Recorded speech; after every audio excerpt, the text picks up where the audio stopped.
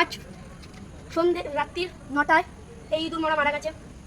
তার মারার জন্য আমরা এই 1 মিনিট নীরবতা পালন করি।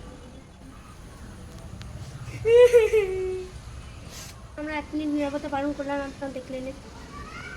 তো আপনারা ওর মারার জন্য ওকে মেরেছে ওই যে ওই কুকুরটা যে শুয়ে আছে ওখানে, ও হত্যা করেছে আমাদের এই ইঁদুরকে। তো আমরা এখানেই ওকে কবর দিয়েছি।